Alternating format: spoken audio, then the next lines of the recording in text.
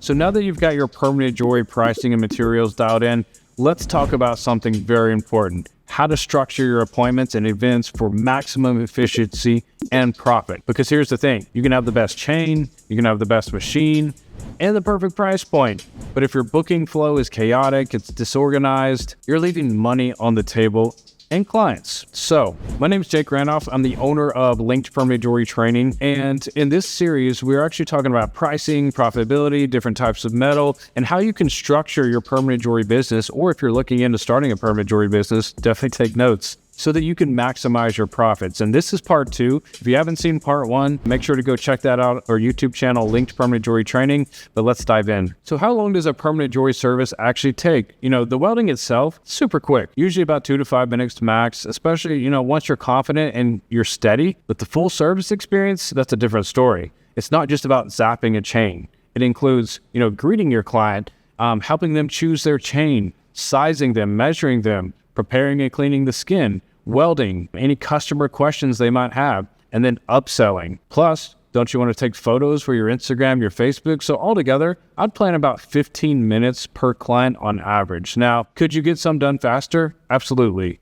Especially if it's a simple bracelet and the client knows what they want, but others might take a little bit longer, especially when friends are there and helping them decide. It's all about the experience, right? And so when someone's asking about matching sets, charms, materials, we're going to give you a lot of tips on how to do that on this video. So here's why 15-minute booking slots actually work the best. We recommend booking that 15-minute time slots because it creates structure, and you can always know how many clients you can handle in a day or event.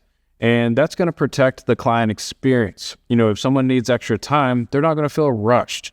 And it avoids bottlenecks. You won't end up with 3 people showing up at the same time and just waiting around. Now, what if someone brings a friend? Have them book back-to-back time slots. Let's say a mother and a daughter come in together. Instead of sharing one slot, they each book 15 minutes. Now you've got 30 minutes blocked off, and you just potentially turned one sell into 2 or 3, or maybe even more with upsells. Now let's talk about pop-ups and events. This is where permanent jewelry really shines. At events, it's tempting to just do a free-for-all or walk up, set up, but that's where things can get really messy fast. Instead, we recommend one of 2 strategies. You can either have pre-booked time slots, which are about 15 minutes per person. You can use a booking link, or a calendar link where people can grab a time slot in advance. I've seen this work really well and smooth.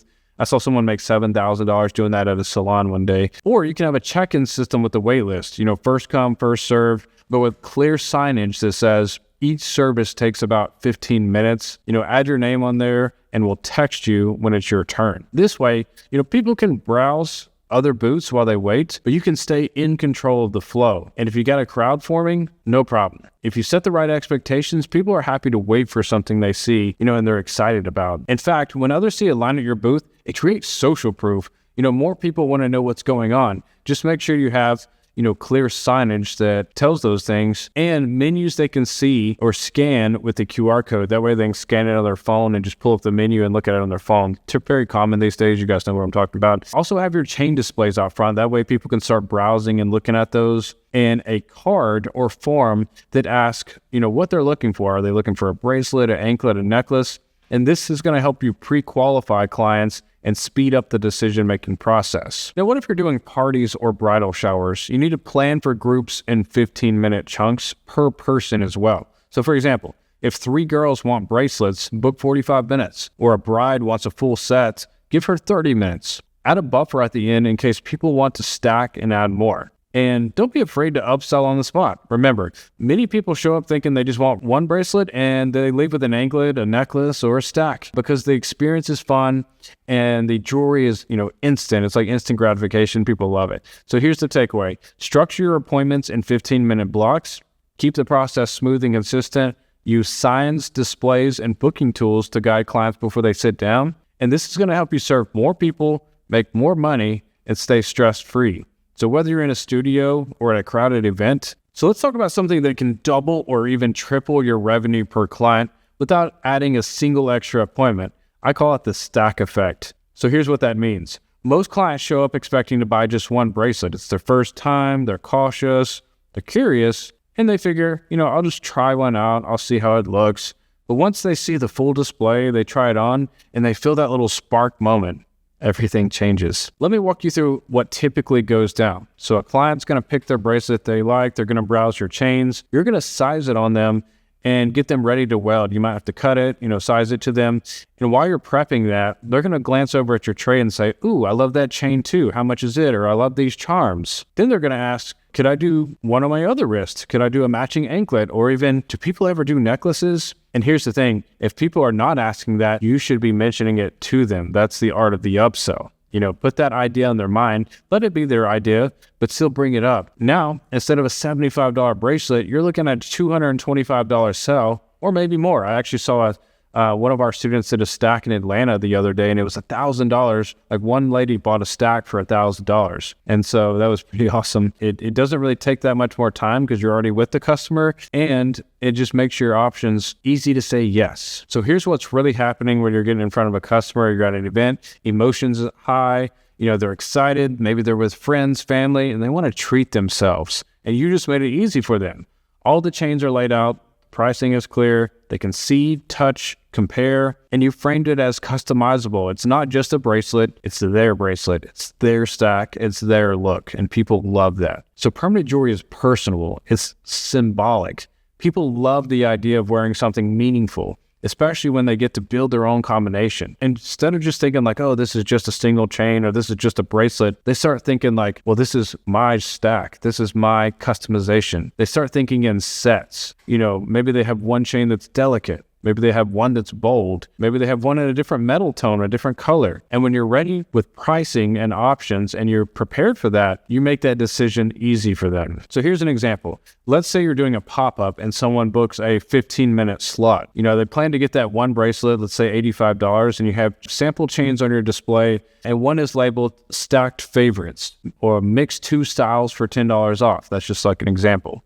Now, they're curious. They might try to. You just hold them up next to each other, say like, okay, yeah, I want to try both. So the next time you think about your appointment or your events being just one bracelet a customer, remember the stack effect can completely change your revenue with the same time, the same client, and a better presentation for your business. So coming up next, I'm going to show you how to take this momentum and turn it into $3,000 plus days at pop-ups, events, and markets with zero burnout. All right, let's zoom out now and let's talk about the bigger pictures. How much can you actually make in this business month to month? Because when you understand your numbers, you understand your time, your pricing, you can start mapping out realistic income strategies. Now, whether you're doing this full-time or part-time or maybe just on the weekends, let's walk through a few different income scenarios from conservative to aggressive so you can figure out where you want to land in that. All right, scenario one, let's say you're doing it part-time, maybe 2 to 3 days a week. And if you're only working 3 days a week, you might be doing appointments, pop-ups, and let's say you do 6 clients per day with an average ticket of $150. That's $900 a day. 3 days a week at $900 a day is $2,700 per week. That's $10,800 per month. And that's working part-time hours with 0 employees and materials that probably cost you less than $1,000. Your profit margins here are incredible. And most of our students actually start at this spot. They're just booking evenings, maybe weekends, filling in the gaps around their family schedule, around their 9-to-5 job, and they're still able to make that $10,000 plus a month. Now, scenario 2 would be the pop-up focus. Maybe you're doing 2 events a month, 3 events, and maybe you don't want to do private appointments every week. That's totally fine. Let's say you just focus on 2 strong pop-up events per month. You prep a great setup. You've got your chains, your signs, your QR codes, your menus, and you run 4 hours per event with 15-minute slots. That's 16 clients per event, which I've seen people do more than that, but we're just starting conservatively. Your average sale is probably $200. That's 16 times 200, which is $3,200 per event, over $3,000 per event. If you do that twice a month, that's over $6,000 a month, exactly $6,400. So with only 8 hours of actually doing the work, you're making over $6,000, which is more than most people make in a month in a salary. Not to mention, you're going to have repeat clients, you're going to have referrals, and you might bring people to more events in the future. So this model works amazing for stay-at-home moms, just like my sister-in-law was, people with other jobs, or people who want to just travel. Now, scenario 3 would be, let's say you want to go full-time, you want to go all in, and you're running a business like a real business. You might be doing it 4 to 6 days a week. You're going to have a combination of appointments or events. I know some people who only focus on events and some people who do both. Here, you're probably going to have your branding all good, your content, you're going to have referral systems, you're going to have everything in place like a real business. Now, let's say you average $1,000 a day in bookings and event revenue. Now, that's conservative, but we'll go with $1,000 a day. It's not a stretch at all. You know, if you're stacking pieces, if you're upselling, you do $1,000 a day at 5 days a week, that's $5,000 a week. If you do that for 4 weeks in a month, that's 20 grand a month, and you're still very profitable. That would only require about 20, 30 hours of work a week max. And if you ramp up to, busier pop-ups, better events, more appointments, or you can start hiring people. We've seen students hit $30,000 to $50,000 a month doing exactly this. And some of them just started a few months ago. So what about the cost to you? Let's do some quick math on that. So say you bring in $20,000 a month. Your materials might cost you anywhere from $2,000 to $3,000 total, depending on your pricing structure. You may have a few hundred in admin tools like booking software or supplies. Or maybe you want to reinvest more into chain or signs, or maybe you run some ads. This still leaves you with about $15,000 in profit every month. And that's with no employees, no salon chair rentals, no inventory, heavy business model like tons of inventory. And that's why we always say, permanent jewelry isn't just profitable, it's lean and scalable, which is my favorite type of business model and the reason I started teaching this. Whether your goal is to make an extra $2,000 a month on the side, or you want to replace your full-time income, stop your 9 to 5. I understand that. I used to be in a 9 to 5 job that I didn't really enjoy, and so that's why I started a business.